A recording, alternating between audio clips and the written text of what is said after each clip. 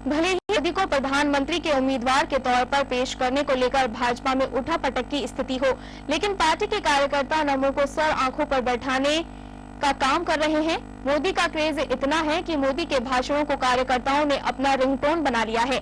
पेश है दिल्ली से हमारी संवाददाता अदिति नागर की ये रिपोर्ट।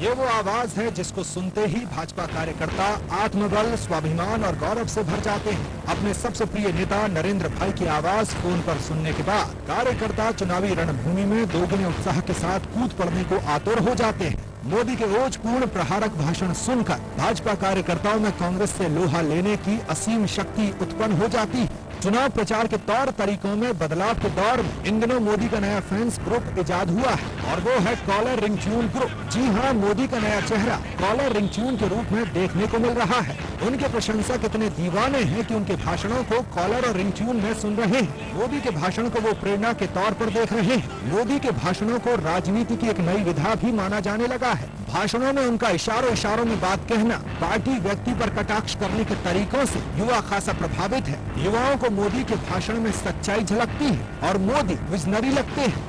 जी के पिछले 60 साल की राजनीति में किसी व्यक्ति के प्रति इतना बड़ा आकर्षण शायद भारतीय राजनीति में आजादी के बाद पहली बार देखने को मिल रहा है।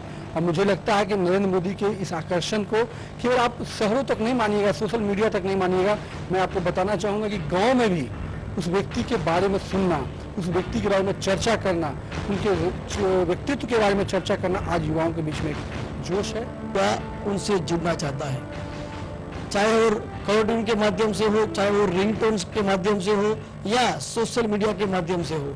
आज पूरे देश में एक ही नेता ऐसे हैं जो युवाओं के मन में जिन्होंने जगह बनाई है। एक तरफ देश में नेता आज भी प्रचार प्रसार के लिए पुरानी शैली का इस्तेमाल कर रहे हैं, वहीं मोदी आधुनिक तकनीकों फेसबुक, ट्विटर, गूगल और वीडियो कॉन्फ्रेंसिंग के जरिए अपनी लोकप्रियता लगातार बढ़ा रहे हैं। मोदी युवाओं में विजेता बनकर उभरे हैं। ट्विटर पर मोदी के सबसे ज्यादा फॉलोअर हो गए हैं। युवाओं के मन में नरेंद्र मोदी पूरी तरह से समा चुके हैं। जो अब तक हम सिर्फ ट्विटर पे, फेसबुक वगैरह पे सिर्फ उसको देख पाते थे, अब कभी भी हम उसको सुन सकते हैं और सिर्फ सुनने तक के सीमित नहीं हो, हम उसको हमेशा मोटिवेट होते हैं। किसी हद तक नरेंद्र मोदी का प्रधानमंत्री बनना तय है।